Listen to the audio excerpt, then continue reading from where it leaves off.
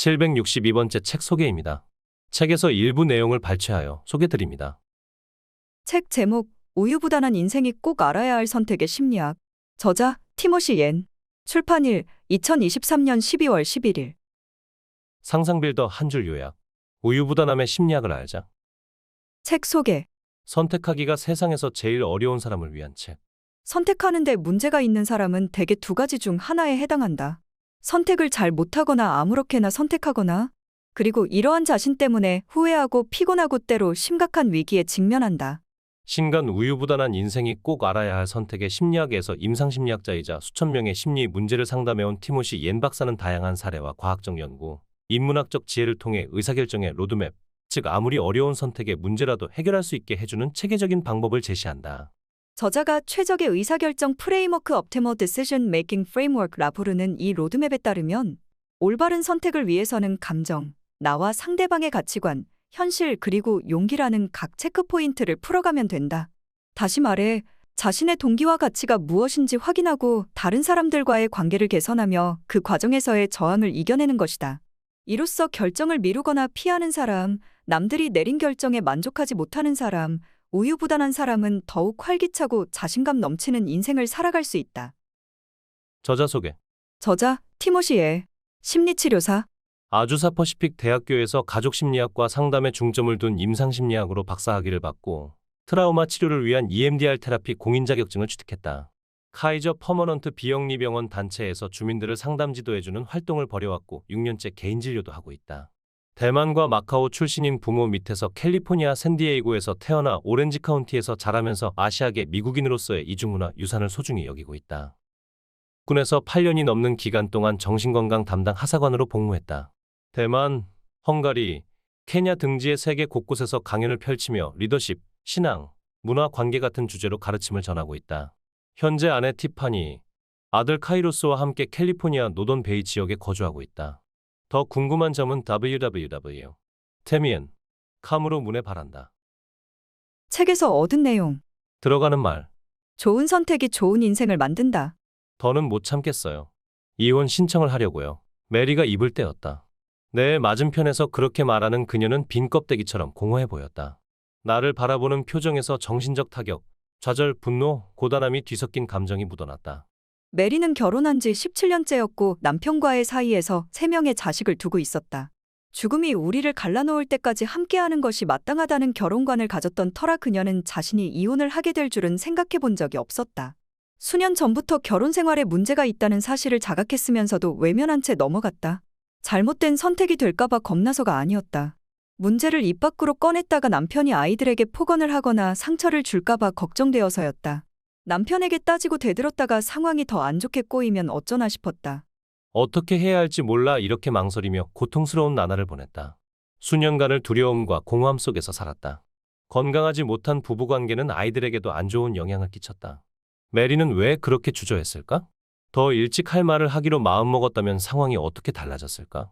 이번엔 곧 전 남편이 될 조를 만나보자. 조는 팔짱을 낀 채 화난 표정을 짓고 있었다. 자세히 얘기를 나누다 보니 조의 좌절은 주로 자신을 향해 있었다. 수년간 메리와 가정을 꾸려오면서 그 역시 이혼 생각을 해본 적이 없었다. 조에게 메리는 일생의 사랑이었다. 두 사람은 고등학생 때부터 사귀었고 조는 메리와 노년까지 쭉 함께하고 싶어 했다. 오두막 별장을 지어 손주들이 자신이 어릴 때와 같은 추억을 쌓으면 좋겠다는 꿈도 꾸고 있었다. 그 꿈이 이제는 이혼으로 물거품이 될 판이었다. 계속 부부로 살고픈 마음은 절실하면서도 조는 종종 몹쓸 선택을 하고 말았다. 조에게는 안 좋은 술버릇이 있었다. 괴로운 일이 생기면 술로 그 감정을 마비시키기 일쑤였다. 본인도 인정했듯 메리에게 화풀이를 하며 악담을 퍼붓기도 했다.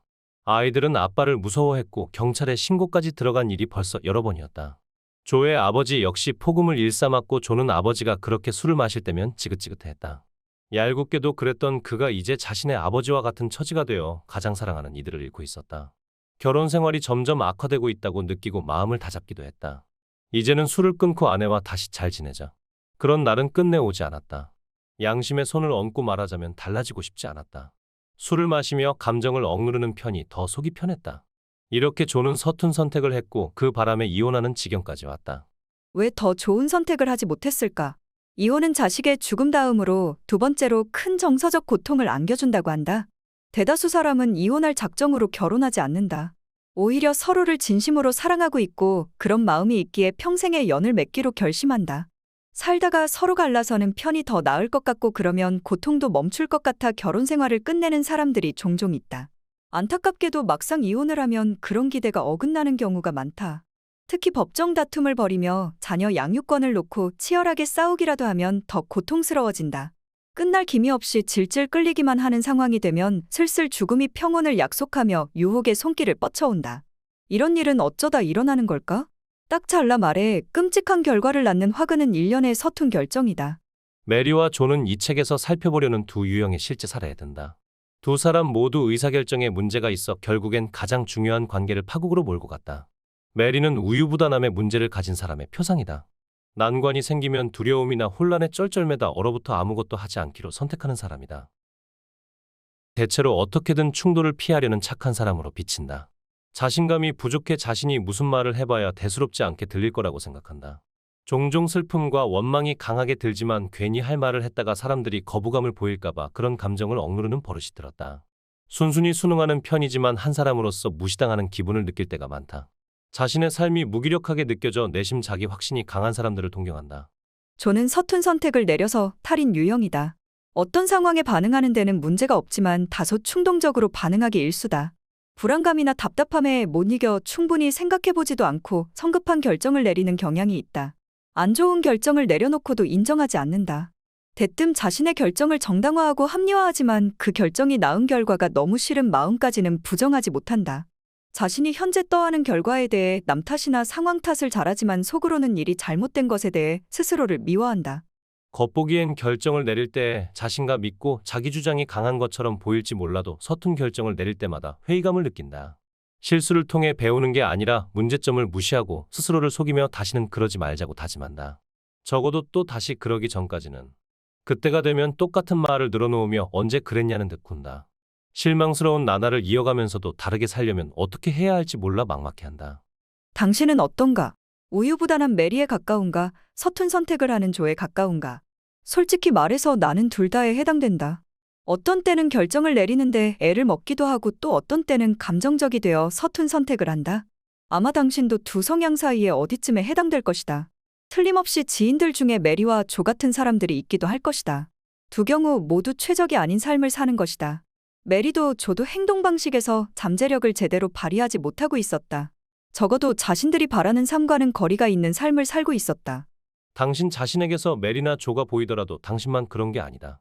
이런 문제에는 다 그럴 만한 지극히 타당한 이유가 있다. 모든 행동에는 제 기능이 있다. 다시 말해 우리가 내리는 모든 결정은 어떤 식으로든 우리에게 이점이 있으며 이점이 없으면 더 이상 그런 결정도 내리지 않는다. 사람은 처한 환경에 따라 힘든 유년기를 보내며 어머니나 아버지가 안 좋은 결정을 내리는 바람에 고통스럽게 자랐거나 어떤 결함이나 장애를 가지고 태어나 자신이 주변 사람들과는 다르다는 의식을 갖게 되었을 수 있다. 이처럼 우리에게 일어나는 일들 중에는 우리의 통제권 밖에 있어 절대로 우리의 잘못이 아닌 일들이 있기 마련이다. 우리는 더 이상 애쓰지 않으려고 자신의 선택을 합리화하며 자꾸만 자신의 진정한 정체성을 저버리는 서툰 결정을 내리기 쉽다? 아니면 당신은 변하기로 결심할 수도 있다. 바로 이런 선택을 해야 한다. 그것도 지금 당장. 이제는 당신이 가진 선택의 힘을 되살리기로 결심해야 한다. 결정에 대한 책임은 다른 누구도 아닌 당신에게 있다. 환경의 피해자로 살기를 그만둬야 한다. 내가 바라는 목표는 당신이 더 훌륭하게 살며 더 좋은 운명을 여는 것이다. 결정을 잘 내리지 못하거나 자꾸 안 좋은 결정을 내리게 되는 이유가 무엇이건 간에 당신은 달라질 수 있다. 나는 그렇다고 믿는다. 그렇게 믿지 않았다면 심리학자를 진작에 때려치웠을 것이다. 더 확신에 찬 생각을 하고 더 좋은 결정을 내릴 방법을 알게 된 덕분에 삶을 반전시킨 사람들을 나는 셀 수 없을 정도로 많이 봐왔다. 이런 사람들은 비로소 진정성 있는 삶을 살아가며 바라는 대로의 자신이 되었다. 당신도 머리가 더 명확해지고 더 훌륭한 정체성을 갖게 되면서 강한 자부심과 진정한 자신감을 느낄 수 있다. 최적의 결정은 삶의 관점을 근본적으로 바꿔주기도 한다. 주체적인 게임 체인저가 되게 해줄 수도 있다. 당신이 어떤 사람이고 무엇을 원하며 그 바람을 어떻게 이룰지 알게 해준다. 당신이 바라는 대로의 자신이 되도록 이끌어줄 길잡이가 된 것을 영광으로 느끼며 앞으로 이 책에서는 난관에 막혀 서툰 결정을 내리게 되는 이유를 더 깊이 이해할 수 있는 방법을 알려주려 한다. 혼란에 빠진 순간에 즉각적으로 해결을 보려는 게 아니라 문제를 명확히 밝혀 최적의 선택을 찾도록 이끌어줄 실질적 규칙들을 알려주겠다. 앞으로 이 규칙들을 프레임워크라고 부르도록 하자. 이 프레임워크 과정은 난관에서 벗어나거나 다음엔 어떤 조치를 취할지 알아내는 데 유용하다. 서툰 선택을 내리게 될 만한 잠재적 함정에 대처하며 최적의 선택을 행동으로 옮길 용기도 끌어낼 수 있다. 이쯤에서 내가 어떤 사람이고 또 뭘 믿고 나를 길잡이로 따라야 할지 의문이 들 것도 같아 소개 인사를 하자면, 나는 임상심리학자이며 지금까지 병원 내담과 개인적 상담을 통해 서툰 결정으로 어려움을 겪는 문제로 상담을 해준 사람들이 말 그대로 수천 명에 이른다. 나의 내담자들이 우유부단함이나 서툰 결정으로 어려움을 겪게 된 원인은 대체로 불만족스러운 삶이었다. 나는 사람들이 상담을 통해 얼마나 좋아졌는지를 평가해보던 중 치유와 정체성 형성을 돕기 위해 이 프레임워크를 개발했다. 세계 여러 곳에서 강연을 하고 세미나를 진행하면서 여러 문화권에 걸친 리더와 팀들이 최고의 삶을 살 수 있는 주체적인 사람으로 거듭나는 모습을 직접 보기도 했다. 이 책이 당신에게 잘 맞을까도 궁금할 것이다. 답은 경우에 따라 다르다. 당신이 꾸준히 좋은 결정을 내리는 편이라 의사결정 문제에서 개선의 여지가 없다면 책을 덮고 다른 사람에게 줘도 된다. 하지만 그렇지 않다면 이 책을 읽으며 더 최적의 결정을 내릴 줄 알게 되어 도움이 될 것이다. 더 구체적으로 설명하자면 이 책은 다음과 같은 문제를 겪는 사람들에게 추천할 만하다. 꾸준히 좋은 결정을 내리지 못해 어려워하는 사람들.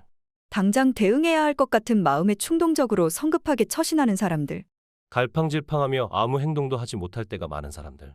자신의 진짜 생각이나 기분을 좀처럼 밝히지 않지만 나중에 가서 소외당하는 것 같아 원망이나 슬픔을 느끼는 사람들. 자신의 잠재성에 부응하지 못하는 사람들과 그저 그런 평범한 삶을 살아가는 사람들. 여러 면에서 부족함 없이 잘 살고 있는 것 같은데 마음속이 공허하거나 텅 빈 것처럼 여전히 허전한 기분이 드는 사람들. 한 가지 이상에 해당된다면 이 최적의 의사결정 프레임워크 Optimal Decision Making Framework가 이런 어려움을 극복하는 데 도움이 될 것이다. 그러면 앞으로 살펴볼 내용을 간략히 살펴보자. 우선 한 장에서는 여러 유형의 우유부단함과 함께 그렇게 우유부단해지는 이유를 짚어본다. 두 장에서는 위험성이 우유부단함과 막상막하인 서툰 결정에 대해 다룬다. 세 장에서는 서툰 결정이 삶에 어떤 영향을 미칠 수 있고 그런 서툰 결정으로 어떤 대가를 치르게 되는지 알아본다. 네 장에서는 본격적으로 프레임워크에 대한 얘기로 들어가 어떻게 구성되어 있는지와 함께 개략적인 설명을 한다. 5장부터 10장까지는 이 프레임워크를 깊이 있게 알아보며 실행 방법도 함께 설명하려 한다. 마지막으로 11장은 좋은 의사결정의 핵심을 다루는 장으로 안 좋은 결정을 내렸다고 그것으로 끝이 아니며 부정적 결과가 나타나도 회복할 수 있다는 사실을 이해하는 시간이 될 것이다. 이 책은 당신의 인생이 완벽해지는 걸 보장해주진 않는다. 살면서 여전히 실수를 하게 될 것이다. 더 잘한다고 해서 언제나 더 잘 행동하는 건 아니다.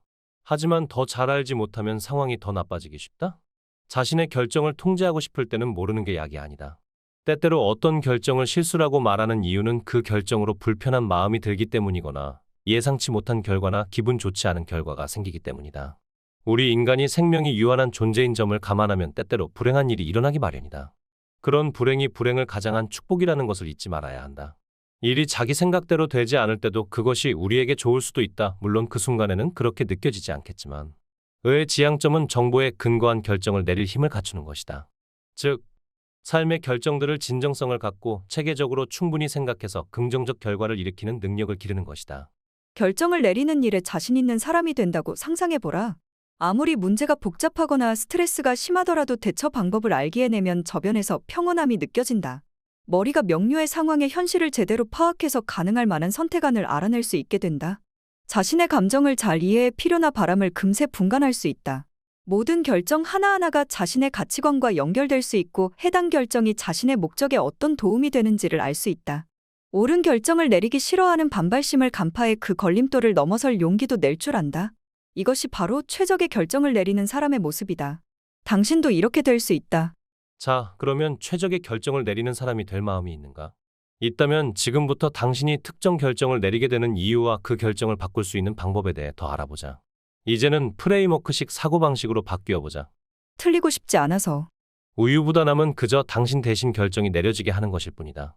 의견이 없고 힘없는 사람이 되길 선택하면서 어떤 기적으로 결과가 당신에게 유리하게 바뀌길 기대하는 셈이다. 혼란이나 불안이 생각을 장악하도록 여지를 주는 것이다. 당신의 힘을 내어주는 것이다. 사실상 책임과 체면 손상을 피하려는 의도에 더 가까운데도 그런 우유부단함이 열린 마음이나 착함으로 위장될 때도 있다. 실제로는 무의식적 요인이나 사회적 요인에 현혹되어 진정성 없이 선택해놓고는 그 결정을 스스로가 내린 결정으로 믿을 때도 있다. 이제는 정신을 차리고 자신의 결정에 실제로 영향을 미치는 것이 뭔지를 알아야 한다. 앞에서 만나본 바비가 어떻게 되었는지 궁금하지 않은가? 바비는 상담을 받은 후 자신의 두려움을 알고 그 두려움을 극복해 나가면서 차츰 내면의 변화가 일어나는 걸 느꼈다. 어떤 삶을 살고 싶은지에 대해 자신에게 진짜로 솔직해질 수 있었다. 한 번에 하나씩 결정을 내 것으로 만들기 시작했다. 프레임워크를 활용해 결정을 분명히 내리게 되었다. 어느 순간부터 바비의 얘기하는 태도가 달라지는 걸 보면서 나 역시 그런 변화를 감지했다. 바비는 더 허리를 쭉 펴고 앉았다. 망설임과 불필요한 사과가 줄었다. 전에는 그러지 못하더니 이제는 새로 얻은 자신감과 용기로 내 눈을 똑바로 보기도 했다. 여전히 착했지만 이제는 그 착함이 두려움이나 약함을 드러내는 징후가 아니라 정중한 대담함을 드러내는 징후였다. 자신에게 중요한 게 뭔지 알아 자신의 가치관을 반영해 결정을 내렸다. 그리고 그 당연한 덤으로 더 행복해지면서 내면의 평온도 느끼게 되었다. 그렇지 않고 바비가 최적의 결정을 내리는 사람이 되지 않는 방향으로 결정했다고 가정해보자. 바비의 삶은 크게 달랐을 것이다. 고통을 간과해 위태롭게 방치한 채로 이러지도 저러지도 못하는 상태였을 가능성이 다분하다. 이쯤에서 이렇게 반문하는 사람도 있을 것이다. 그게 뭐 어때서?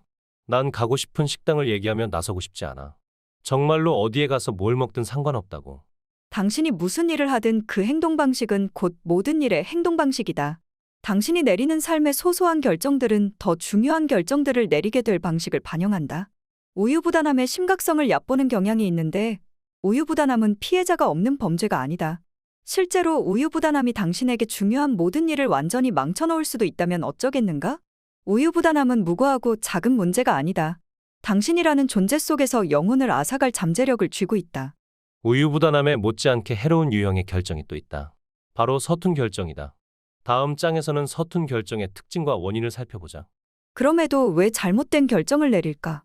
사람들이 서툰 결정을 내리는 이유는 여러 가지다.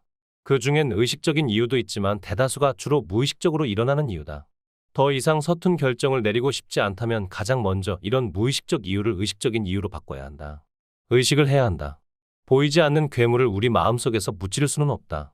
이 괴물이 대체로 위압적이고 무서워 보이는 이유는 우리의 상상이 최악의 시나리오를, 그것도 대개 사실무근인 시나리오를 만들어내기 때문이다.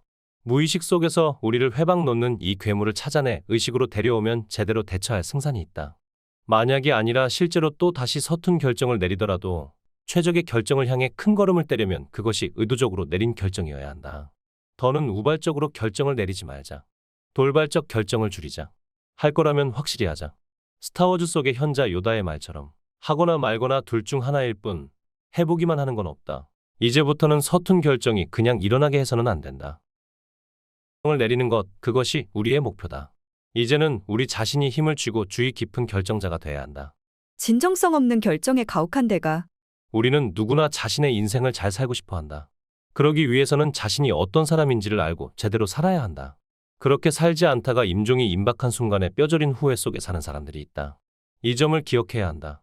그냥 살아만 있든 제대로 살든 우리는 모두 언젠가 죽는다. 사람은 누구나 죽지만 모든 사람이 다 진실되게 살아가는 건 아니다. 완화의료 임종이 임박한 환자는 물론 장기적 치료가 필요하거나 투병 과정에서 큰 고통을 겪는 모든 환자와 가족에게 행해지는 신체, 정신적 의료 행위 옮기니 간호사 불온이 외어는 내가 원하는 삶을 살았더라면 죽을 때 가장 후회하는 5가지라는 책을 써내 마지막 순간에 자신의 얘기를 털어놓은 환자들과 함께한 체험을 잘 담아놓았는데 죽어가는 사람들이 다음에 5가지 후회를 가장 괴로워했다고 한다. 1. 남들의 기대가 아니라 나 자신에게 충실한 삶을 살 용기가 있었다면 좋았을 텐데 그게 후회스러워요. 실현되지도 심지어 시도조차 한 적도 없는 꿈이 여럿 있다고 고백한 사람들이 많았다. 두려움이나 바쁜 일상에 떠밀려 결정을 내리며 꿈을 등한시하다 결국엔 건강이 악화되면서 너무 늦고 말았다는 걸 이제야 깨달았던 것이다. 2. 왜 그렇게 열심히 일했는지 후회가 돼요. 웨어의 연구에서 거의 모든 남자 환자가 했던 후회다. 비교적 옛 세대에 속하는 남자들은 외벌이를 하면서 일이 주된 정체성으로 자리 잡게 되어 처자식들과 함께할 시간을 그 대가로 치렀다. 일을 좀 줄이고 번 돈으로 가족들과 즐거운 시간을 갖는 게 아니라 가능한 한 많은 돈을 벌기 위해 죽어라 일했다. 3. 내 감정을 표현할 용기를 냈더라면 좋았을 텐데 많은 사람들이 평화를 지키기 위해 부적절한 감정을 억누르며 살았다.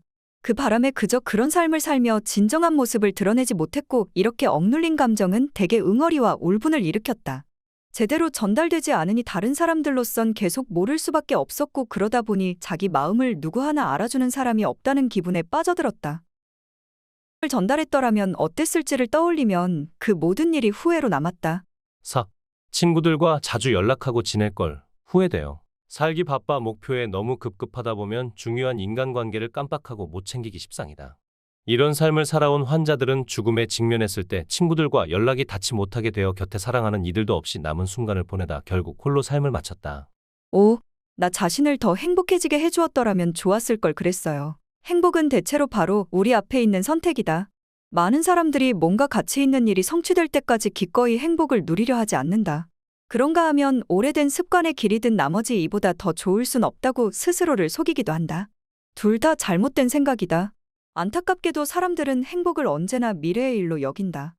이제 잠시 이러한 후회들이 의식 속으로 스며들 시간을 가져보자. 이 중 당신의 마음에 울림을 주는 후회는 몇 가지나 되는가? 이어서 다음 질문에도 답해보자. 이런 후회들이 남지 않는 삶을 살고 싶은가? 부디 그렇다고 답하길. 이런 교훈을 스스로 어렵게 터득하는 대신 다른 사람들의 실수를 보며 배우는 이점을 누리는 편이 지혜로운 일이다. 지혜롭게 배울 수 있는데도 굳이 고통을 겪으며 배우는 사람들이 너무 많다. 이 환자들이 진정성이 없는 삶의 이런 실상을 깨달았을 때는 이미 너무 늦은 뒤였다. 이쯤에서 반가운 소식을 전하자면 당신에게는 이런 후회들이 필연이 되지 않을 기회가 있다. 당신은 아직 너무 늦지 않았다.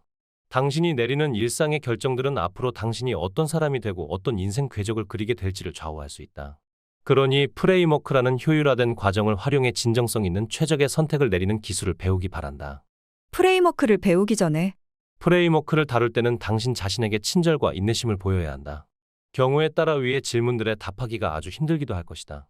자리를 잡고 앉아 차분히 당신의 감정이나 가치관을 짚어보는 것이 처음일 수도 있다. 아주 충격적인 사건을 겪거나 정체성에 타격을 입어 그동안 자아감이 혼란에 빠져 있는 상태일 수도 있다. 프레임워크에서 체크할 필수 질문에 혼자 힘으로 이렇다 할 답을 찾지 못할 수도 있다. 정말로 벽에 부딪혀 막막하다면 전문가에게 상담을 받으며 이 질문들을 함께 풀어나가는 것도 고민해볼 만하다. 덕분에 몇 달이나 몇 년의 혼란과 고통이 덜어진다면 도움을 요청하는 일은 부끄러운 일이 아니다. 시어도어 루스벨트는 말하길. 노력, 고통, 난관 없이 얻어지는 것은 소유할 가치도 행할 가치도 없다. 중량 내 평생 순탄한 삶을 살아온 사람을 부러워한 적이 없다. 내가 부러워했던 많은 이들은 힘든 삶을 살며 잘 이끌어온 훌륭한 인물들이라고 했다. 당신의 현재의 삶과 운명은 애써 노력하고 투쟁할 가치가 있다. 그러면 이제부터 이 5가지 체크포인트를 하나씩 차근차근 살펴보며 질문들을 전반적으로 살펴보자. 적절한 답에 이르는 출발점은 적절한 질문을 던지는 일이다. 마음이 올바른 방향으로 생각하도록 길잡이가 되어줄 질문들이 필요하다. 프레임워크를 통해 자신의 재량껏 중요한 정보를 수집한 후에 최종 답에 다가가는 법을 익혀보기 바란다. 자, 최적의 결정을 내려 삶의 진로를 바꿀 준비가 되었는가? 그럼 시작해보자. 감정, 지금의 기분이 알려주는 게 뭘까? 지금 느끼는 감정이 어떤 감정인지 전혀 모르겠을 땐 어떻게 하는 게 좋을까? 잘 모르겠을 땐 신뢰하는 사람에게 물어봐라.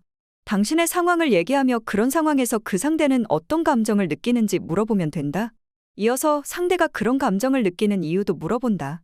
상대가 들려준 그 이유가 타당하게 여겨지는지도 생각해본다. 그 느낌이 앞에서 살펴본 보편적 느낌들과 일치하는가? 감정 이면의 숨은 메시지를 알아낼 수 있겠는가? 자신의 느낌을 말로 얘기하면 일련의 효과적인 아이디어가 생겨 그것을 출발점으로 삼을 수 있다. 우리가 전지적 존재가 아닌 점을 감안하면 어떤 이론이 자신에게 가장 공감 가는지 알기 위해서는 이런저런 여러 이론을 세워봐야 한다. 시간이 지나면 서서히 자신의 느낌과 그렇게 느끼는 이유를 더 잘 헤아릴 줄 알게 되면서 의사결정 방정식의 필수 정보를 갖추게 될 것이다. 우리의 감정은 무시해서 안 될 중요한 욕구를 암시해준다. 이런 욕구는 우리의 신념, 가치관과 밀접히 맞닿아 있다. 사실 우리의 느낌은 특정 생각과 서로 연결되지 않으면 잠깐 꾸물거리다 사라질 것이다. 하버드 대학교에서 수련한 신경과학자 질 볼트 테일러 박사가 밝혔듯 감정에 대한 생리적 반응, 예를 들어 빠르게 뛰는 심장, 근육 긴장 등의 경우는 지속시간이 약 90초에 불과하다. 가장 최근의 느낌이 이렇게 짧은 순간에 그쳤던 경험을 떠올려보자. 거의 없을 것이다. 그 느낌은 더 강한 감정으로 몇 시간, 심지어는 며칠 동안 지속되었을 것이다. 그렇다면 대체 무엇이 감정을 이렇게 오래 이어지게 하는 걸까? 우리의 생각과 그 상황에 대해 우리가 스스로에게 계속 건네는 얘기들이다. 생각은 감정이 의미를 끌어내는 원천이다. 우리의 감정을 더 정확히 해독하려면 더 분명하게 인지할 줄 알아야 한다. 따라서 최적의 결정을 내리기 위한 두 번째 요소는 자신의 가치관과 신념을 알아내는 일이다. 자신의 가치관. 행동 방식에 대해 어떤 결정을 내리든 간에 최적의 결정을 내리는 데는 정체성과 자신의 가치관을 분명히 해두는 일이 아주 중요하다. 진심으로 최적의 결정을 내리고 싶다면 이 과정을 건너뛰어선 안 된다. 지름길은 없다. 정체성을 형성하려면 전념해서 노력하고 애써야 한다. 가치관을 한두 개밖에 찾지 못하더라도 우선은 그 가치관들부터 받아들이면 된다. 그 가치관들을 마음속 가장 중심에 새겨놓고 결정에 접목시켜라. 진정으로 중요한 가치관은 겉으로 드러나고 중요성이 떨어지는 일들은 눈에 띄지 않는 이면으로 떠밀려나게 되어 있다. 당신의 목적은 바로 당신의 가치관에 따라 좌우되니 시간을 갖고 찬찬히 그 가치관을 찾아봐라. 가치관은 나날의 결정을 인도하는 북극성이 되어 진정성과 더 뿌듯한 자존감을 끌어내준다. 당신 자신의 가치관을 더 분명히 알게 되었다면 그 다음에 갖출 요소는 상대의 가치관이 당신의 가치관과 일치할 수도 일치하지 않을 수도 있는 현실을 헤쳐나가는 일이다. 상대의 가치관, 관련자들에게 중요한 건 뭘까? 사람은 본래 이기적인 동물이므로 그건 우리 자신도 예외가 아니다. 최적의 결정을 내리려면 관련된 사람들에게 도움이 될 방법을 고려해야 한다는 얘기다. 나에게 좋은 것이 그 사람들에게도 좋은 것이라고 넘겨짚어서는 안 된다. 서로 협력해야 한다. 상대의 가치관에 대해 주저하는 것은 자신의 필요가 위태로워질지도 모른다는 두려움에서 비롯된다. 충만한 사고방식으로 옮겨가면 양 당사자를 두루 존중하는 새로운 선택지를 발견할 수 있다. 마음을 열고 상대의 가치관도 함께 접목시킨 윈윈 해법을 만들자. 관련자들과 그 관련자들의 반응을 토대로 그 상대가 어떤 가치관을 가지고 있을 만한지 파악하자. 그 상대가 그 상황에서 중요시할 만한 것으로 당신 나름대로 짐작해낸 생각을 얘기하며 당신이 맞는 답을 냈는지 확인할 팩트 체크도 필요하다. 상대는 자기도 미처 몰랐던 자신의 가치관을 당신이 알아내준 것에 놀라워할 수도 있다. 당신의 생각이 틀렸을 경우엔 정확히 알려달라고 부탁하면 된다. 상대의 가치관을 알고 싶어하는 호기심을 잃지 않으면 대다수 사람들은 자신이 원하는 것을 당신에게 주저없이 선뜻 말해주려 한다. 이 책이 바람하지 않는 지향점은 모든 사람의 가치관을 존중하는 것이며 이는 소통과 협력을 통해서만 이루어질 수 있다. 이제 우리 자신의 느낌, 우리의 가치관, 상대의 가치관에 대해 알게 되었으니 최적의 결정을 위한 마지막 요소로서 이 세 요소들을 아우르고 있는 맥락을 이해해 볼 차례다. 우리의 가치관과 느낌은 더 큰 문화와 사회 안에서 교차한다. 다음 장에서는 의사결정에 수반되는 현실 요소들을 얘기해보자. 현실, 이 상황의 사실은 뭘까? 우리의 현실이 잘못된 생각으로 인해 바뀔 수도 있음을 인정하자. 우리의 인식과 상관없이 엄연히 존재하는 물리적 현실이 있지만 그런 현실을 우리가 어떻게 해석하느냐가 훨씬 더 중요하다. 필립 맥그로 박사의 견해처럼 현실은 없다. 인식만이 존재할 뿐이다. 75사실의 경우조차 그 사실 요소를 어디에 초점을 두고 어떻게 해석하는지에 따라 경험적 현실이 결정지어진다. 솔직히 받아들이자. 우리는 그 누구도 신이 아니기에 어떤 사람이나 상황이든 모든 것을 다 알 수는 없다. 높은 한계가 있어서 상황의 일부분만 알 수 있을 뿐이다. 우리 자신의 도식과 가치 체계가 우리를 비뚤어지게 해 현실을 특정 방식으로 해석하게 될 수도 있다. 어떤 여성이 실제로는 편두통에 시달리던 중 어쩌다 당신 쪽을 보게 되었을 뿐인데 그 찡그린 얼굴을 보고 저 여자가 나에게 화가 났나 보다는 식으로 넘겨짚지 않도록 해야 한다. 먼저 오감을 동원해 관찰한 바를 서술해 본 후에 그 해석이 타당한지 따져보자. 현실 요소에 대해 객관성을 잃지 않으면 뒤로 물러나 또 다른 식의 해석을 생각해 볼 수도 있다. 못 믿겠다면 친구나 상담가 같은 신뢰가는 상대에게 당신의 해석을 재확인해 보길. 어쩔 수 없이 현실에 불리하게 작용할 만한 결정을 내릴 수밖에 없는 이례적인 환경도 존재한다.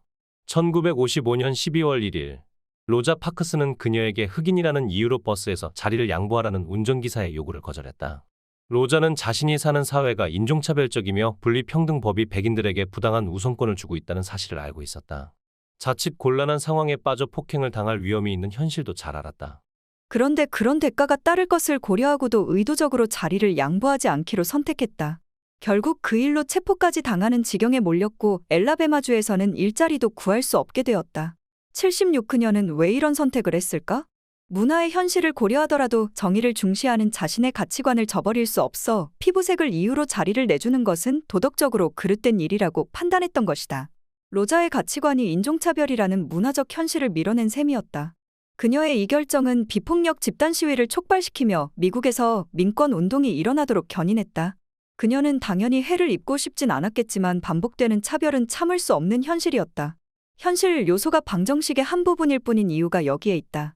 로자 파크스는 그 대가를 고려하면서도 어쨌든 자신에게 진실된 결정을 내렸다. 현실 요소에 근거한 좋은 결정을 내려야 하겠지만 결정 전체에 영향을 미치는 것은 이런 현실 요소만이 아니다. 이제 프레임워크의 4가지 체크포인트인 감정, 자신의 가치관, 상대의 가치관, 현실을 모두 살펴봤다. 각 장에서 상황을 더 잘 이해하고 판단하기 위한 확인 사항을 체크하기에 유용한 질문들도 알아봤다. 이제는 이 프레임워크 질문들을 재량껏 활용하며 최적의 결정을 내려볼 차례다. 프레임워크 실행하기. 프레임워크는 완벽한 해법을 이끌어주진 않겠지만 정보에 근거한 결정을 내리는 데 유용할 것이다. 좋은 결정을 내리기 위해 검토해야 할 중요한 요소들을 고려할 수 있게 해준다. 적어도 프레임워크는 당신 자신이나 신뢰하는 상대와 대화를 갖도록 유도해 그 과정에서 절로 최적의 조합을 이룬 선택지가 드러나게 해준다. 불필요한 잡음과 쓸데없는 생각을 걸러내는 것 역시 프레임워크의 지향 목표다. 최상의 답은 흑백의 양극단이 아닌 회색지대에 놓여 있는 경우가 많다. 우리가 서로 복잡하게 뒤얽힌 사람들로 이루어진 복잡한 세계에 살고 있기 때문이다. 지금까지 소개한 몇 가지 시나리오가 프레임워크의 작동 방식과 사고 원리를 잘 보여주었길 바란다. 프레임워크를 통해 최상의 해법을 찾았더라도 그 해법이 반드시 실행된다는 보장은 없다. 결정한 선택을 따르지 못하게 방해할 만한 심리적 요소와 환경들도 있다. 다음의 몇 장에서는 최적의 결정을 이루기 위해 용기, 재다짐, 주인의식이 얼마나 중요한지 얘기해보자. 용기, 두려움을 이겨내는 법. 용기는 거북함을 무릅쓰고 최적의 결정을 수행하는 것이다.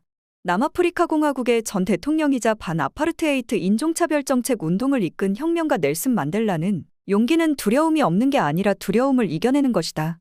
용감한 사람은 두려움을 느끼지 않는 자가 아니라 그 두려움을 정복하는 자라고 말했다. 89 불안감으로 얼어붙을 때는 자신의 가치관을 그리고 최적의 결정이 그토록 중요한 이유를 떠올려라. 과거의 성공을 찾아내 미래의 행동을 격려해줘라. 사람에 따라서는 처음으로 대담하게 자신의 위대함으로 발을 들여놓기도 권한다. 신뢰하는 사람들이 당신이 내린 최적의 결정을 완수하기 위해 필요한 용기를 불어넣을 확고한 진실을 말해주게 해라. 이 점을 존 메이어가 자신의 노래세에 잘 담아냈다. 굴복하길 두려워 마세요. 단념하길 두려워 마세요. 이걸 알아두세요. 결국에는 해야 할 말을 하지 않는 것보다는 너무 많이 말하는 편이 더 낫다는 걸요. 이제는 최적이 아닌 결과에도 대비해볼 차례다. 프레임워크를 끝까지 해내고 최상의 선택을 찾고 그 결정을 행동으로 옮기는 일은 아주 대단한 일이다. 안타깝게도 이런 대단한 일을 해냈다고 해서 반드시 잘 되리라는 보장은 없다. 당신의 결정이 계획대로 잘 되지 않으면 어떻게 될까? 당신이 내린 최적의 선택이 아주 좋은 선택이 아니었을 땐 어쩌면 좋을까? 최선의 노력에도 불구하고 서툰 결정을 내리면 어떻게 해야 할까? 그 답을 찾아 다음 장에서는 회복할 방법을 살펴보도록 하자. 안 좋은 결정을 내릴 때의 대처법. 영웅은 만회의 능력이 있다는 사실을 잊지 말라. 당신에게도 아직 가능성은 있다? 결론은 언제나 내려지게 되어 있다. 자신의 가치관에 따라 새로운 결정을 내리기로 선택할지 말지는 언제나 당신에게 달려있다. 실수를 통해 배우고 다음엔 더 잘하는 것, 그것이 바로 만회다. 만회를 통해 자신의 잘못을 바로잡을 수 있다? 배운 것들을 적용해 바람직한 결과가 일어날 때 당신은 무의식적으로 과거의 실수를 변모시킬 수 있다. 그 실수를 연상시키는 의미가 바보 같은 짓에서 이번 승리를 이루게 해준 지혜를 얻은 일로 바뀐다. 과거의 실수가 깊이 있는 차원에서 근본적으로 바뀌어 무의미한 고통에서 만회로 서사가 전환된다. 과거의 경험을 어떻게 바꾸냐고. 지금 현재에서 과거의 그 경험을 바로잡을 감정 경험을 만들어 미래의 자신을 다시 쓰면 된다. 새로운 결정을 내려 부정적 연상을 좋은 연상으로 바꾸면 된다. 뇌는 과거의 실수에 대해 그 실수를 지렛대 삼아 승리로 나아가기 위해 필요한 발전 과정으로 해석한다. 지속적으로 변화를 이어가면 시간이 지나면서 최적의 결정을 내릴 수 있다는 자신감이 높아진다. 더 자주, 더 꾸준히 좋은 결정을 내리는 것이 목표. 맺은 말. 더 자주, 더 꾸준히 좋은 결정을 내리는 것이 목표. 이제야 제가 저 같아요. 메리를 다시 만나보자. 이혼은 정말 괴로운 일이었고 터널 끝에 빛이 보이지 않았어요. 미래가 너무 두려웠어요. 아이들 걱정도 되고 이혼 후의 삶은 어떨지 불안하더라고요. 예전엔 제가 저 자신을 내세우길 그만두면서 저 자신을 얼마나 많이 잃었는지 미처 몰랐는데 결별과 이혼을 겪으며 그제야 그런 현실을 서서히 깨달았어요. 저 자신과 다시 친숙해지기까지 시간이 좀 걸렸지만 가족과 교회 사람들의 지지가 힘이 되었어요. 상담을 받으면서 꾸준히 과거의 고통을 이겨냈고 저 자신을 사랑하는 법도 배웠어요. 어느 순간부터 제 가치관과 일치하는 결정을 내리게 되면서 제 내면에 뭔가가 되살아났어요. 하루하루가 포기하는 기분일 때랑은 완전히 달라요. 아무튼 전에는 스트레스에 시달려 한시도 쉴 틈이 없었으니까요. 이제는 제가 어떤 사람이고 어디로 가고 있는지를 자주 상기하게 돼요. 저 자신의 목소리와 저 자신을 돌보는 일을 최우선 순위에 두니까 아주 큰 변화가 생겼어요. 다시 웃고 재미를 느끼니 정말 기운이 막 솟아요. 그 어느 때보다 더 저 자신이 된 기분이 들어요. 초반의 단계를 넘어서기가 힘들긴 했지만 메리는 자신이 해야 할 일을 찾아낸 후 자신을 존중하며 최적의 결정을 이끌어낼 수 있었다. 메리의 전남편 조도 인생의 전환을 맞았다. 이혼 절차가 마무리되었을 때 그 자신의 서툰 결정에 따른 결과가 결국 그에게 타격을 주었다. 삶을 다시 회복하기까지 시간이 좀 걸렸어요. 폭음이 훨씬 늘어 아주 바닥을 치고 나서야 그 상황이 더 확실하게 다가왔어요. 제 성격이 아무리 충동적이고 이기적이라고 해도 더는 그런 현실을 용인해선 안 되겠다 싶더군요. 그래서 금주회에 나가보기로 했어요. 제가 평생을 살며 가장 잘한 결정 중 하나였죠. 저한테는 혼자 알아서 술을 끊을 만한 힘이 없었으니까요. 그곳에서 제 후원자 더그를 만났어요. 더그는 제가 처한 공경을 이해하며 저와 같이 끈기 있게 프레임워크를 해줬어요. 저는 결혼 생활은 끝이 났지만 좋은 아빠가 될 기회는 끝나지 않았다는 걸 깨달았어요. 지금은 속상하다고 술 마시는 버릇을 끊은 지 5년이 넘었어요. 직장에 안정적으로 다니는 중이고 매주 아이들과 좋은 시간을 보내고 있어요. 메리도 제 가족들도 제가 정말 많이 변했고 훨씬 더 행복해 보인다고 말해요. 맞는 말이에요. 그동안 존재하는 줄도 몰랐던 더 좋은 조가 되었으니까요. 제가 겪어봐서 하는 얘기지만 더 좋은 사람이 되기에 너무 늦은 때는 없더라고요. 당신이 가장 존경하는 사람은 누구인가? 그는 어떤 사람인가? 그 사람을 존경하는 이유는? 장담하건대 그 사람은 당신이 일관되게 마음에 품고 있는 가치관을 증명해 보이는 사람일 것이다. 당신이 흉내 내고 싶고 더 담고 싶은 사람일 것이다. 이 사람의 모든 면을 좋아하지 않을 수도 있겠지만 그 사람의 품성에서 중심적인 면에 마음이 끌리고 있을 것이다. 어쩌면 아주 좋은 결정을 내리는 사람이기도 할 것이다. 그렇다고 실수를 절대 안 하는 사람이라는 얘기는 아니다. 사실 우리의 영웅들 대다수는 큰 실수를 저지른 적이 있다. 그들이 우리의 영웅인 이유는 더 좋은 결정을 내려 상황을 반전시키며 긍정적 이미지를 갖게 되었기 때문이다. 하면 당신이 존경하는 그 사람과 더 닮기 위해선 어떻게 해야 할까? 최적의 결정을 내리는 사람이 되어야 한다. 프레임워크의 활용은 자신의 삶의 주인의식을 갖는 사람이 되도록 지원군 역할을 해준다. 프레임워크 과정을 거치다 보면 정체성을 근본적으로 변화시키고 끌어올릴 힘이 생긴다. 지금의 당신은 당신이 살면서 내린 모든 결정이 축적된 결과다. 잘 생각해봐라. 이 닫기에서부터 결혼에 이르기까지 당신이 내린 모든 결정이 지금의 삶에서 당신이 생각하고 경험하는 방식을 결정지어온 것이다. 우리는 우리가 내린 결정에 따라 끊임없이 제품에 떼어 틀이 잡히면서 변화한다. 우리의 개인성은 우리의 생각을 훨씬 능가한다. 생각 혼자 여전히 상상의 상태에 있으면서 실현되지 않고 있기 때문이다. 그런 생각을 현실로 만드는 것은 실행 가능한 결정이며 그런 결정에서 우리의 느낌이 뭔가를 알려주는 역할을 해주기도 한다. 바로 지금 버전의 당신 자신이 좋다면 축하한다. 아마도 당신은 자신의 정체성을 의식하고 형성하는 시간을 가졌을 것이다. 또한 당신의 결정 대부분은 가치관을 확증하는 식으로 실행되었을 것이다. 자신의 생각과 행동에 대해 전반적으로 통제감을 갖고 있기도 할 것이다. 다루기 힘든 기분이 들면 그런 기분을 느끼게 놔두면서 그 감정의 근원을 헤아릴 수 있을 것이다. 과거의 고통과 시련을 어떻게 잘 헤쳐나왔는지 떠올리며 충족감도 느낄 것이다. 이런 경험들을 통해 진정한 자기확신과 미래에 대한 희망을 품게 되었을 것이다. 자신의 진성성과 바람직한 경험을 끌어내는 능력에 기인한 내면의 평화도 느낄 것이다. 바로 지금 버전에 자신에 만족하지 못하고 있다면 당신은 지금 나아가고 있는 것이다. 이 간단한 인정이 성장형 사고방식을 지속시킬 수 있다. 자기애를 더 높이려면 당신 자신을 더 잘 알아야 한다. 당신의 약점에 주목하는 것으로만 그치지 말고 당신 자신을 전인적 인간으로도 보기 바란다. 정체성 형성은 당신의 개인적 가치관을 분간해 그 가치관에 대해 주인의식을 갖는 것이다. 당신의 독자적 목소리를 발견하기 위해서는 당신의 자아 정체감에 영향을 미치는 다른 목소리와 영향력들을 걸러내야 한다. 우리는 진공 상태에서 살고 있지 않으며 따라서 우리의 정체성은 사람들이나 여러 상황과 상호작용하며 형성된다. 이런 경험을 통해 우리에게는 아주 지속적으로 유지되는 부분이 있기 마련이다. 바로 이런 부분들이 진정한 버전의 당신을 담아내는 특성들이다. 자기애를 힘들게 할 수 있는 원인 한 가지는 비교 게임이다.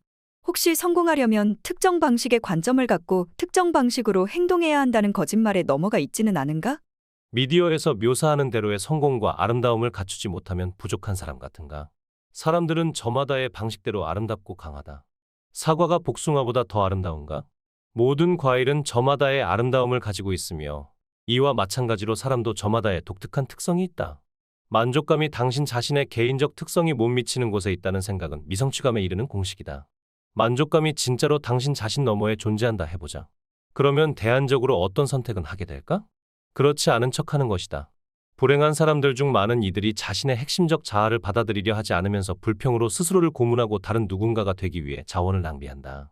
그리고 결국엔 거짓된 자아에도 불만을 갖는다. 당신을 당신이게 하는 당신 자신의 그 핵심적 부분을 포용할 줄 알아야 한다. 자신을 더 높이 존중해라. 자존감, 자신을 존중하는 마음이란 뭘까? 어떤 대상을 존중한다는 것은 그 대상을 존중하며 그 가치를 인식하는 것이다. 이 정의에 따르면 자존감은 자기 자신의 가치관을 인식하는 방식이다. 자존감이 높은 사람들은 자신을 가치 있는 존재로 여기고 자신의 가치에 자신감이 있다. 자존감이 낮은 사람들은 자신의 가치가 거의 없거나 아예 없다고 인식하면서 부정적 느낌을 갖게 된다. 자존감의 흥미로운 부분은 자존감이 곧 사고방식이나 다름없다는 점이다. 자존감은 실체가 없어 만질 수도 볼 수도 없다. 대체로 자의적이고 주관적이다. 즉, 어떤 사람이 자신을 어떻게 인식하고 있는지 서술하기 위해 인공적으로 만들어내는 생각이다. 그렇다면 사람들은 자신의 자존감을 어떻게 결정할까? 개념상으로 보면 자존감은 사랑과 비슷하다. 사랑 역시 말 그대로 보거나 붙잡을 수 없다. 볼 수 있는 것은 사랑의 부산물이다. 이와 마찬가지로 건강한 자존감을 가진 사람들은 자기 긍정적이고 올바르게 처신하며 그 덕분에 삶의 숱한 난관을 더 잘 헤쳐나간다. 그렇다면 자존감을 높일 방법은 뭘까? 최적의 결정을 내리는 사람이 되면 된다. 프레임워크 이면의 아주 중요한 목적은 자기애를 품을 만한 진정성 있는 사람이 되는 것이다. 삶을 긍정하는 자세로 결정을 내리면 자신의 정체성이 뚜렷이 잡히면서 여러 상황에서 자신의 진정한 가치관을 드러내게 된다. 좋은 결정을 내릴 때 나타나는 공통적 가치관은 당신이 최적의 자신이 되도록 틀을 잡아준다. 당신은 어떤 사람인가? 좋은 결정을 내리는 사람이다. 어떤 사람들이 좋은 결정을 내릴까? 현명하고 자신을 잘 알고 자신감 믿고 신뢰할 수 있는 등등 그 외에 여러 가지 긍정적인 자질을 가진 사람들이다. 긍정적 의사결정의 적중률이 높아지면 자기인식과 자존감이 근본적으로 변화된다. 또 하나의 결정적 요소인 끈기도 중요하다. 자존감에 적은 자신을 포기하는 일이다. 이 적이 등장하면 당신이 무능하고 나약하다는 메시지를 보낸다. 이 어려운 적과 끝까지 싸우려는 선택을 해라. 기운이 빠지면 잠시 쉬며 다시 기운을 차려라. 실수를 파악해보고 다시 해봐라. 개인적 성장의 기회를 포기하지 마라. 최적의 결정이라는 승리의 경험은 통합된 자존감을 세워준다. 당신이 높이 평가하고 존중하는 그런 사람이 되는 일은 하루하루 꾸준히 이어가는 과정이다. 가장 먼저 할 일은 최적의 결정을 내리는 사람이 되겠다는 다짐이다.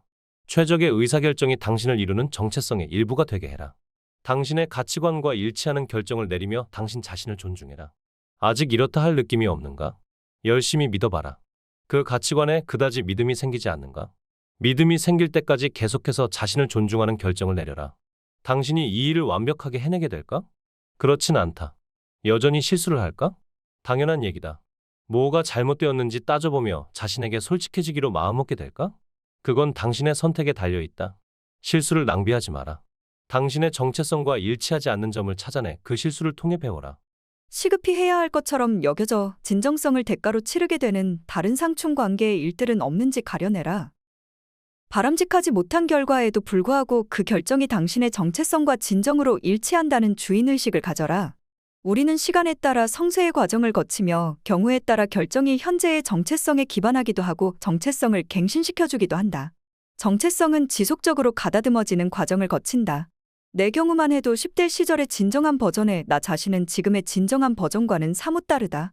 좋은 남편과 아버지가 되는 것을 중시하는 지금의 가치관은 더 어렸던 나 자신에게는 들어맞는 가치관이 아니었다. 내 삶의 계절은 바뀌었지만 평생에 걸쳐 오래 지속되는 근본적인 특징도 여전히 있다. 바로 현재의 내 정체성의 진정성을 지키는 동시에 더 성장해 있을 미래의 내 정체성에도 마음을 열기 위한 노력이다.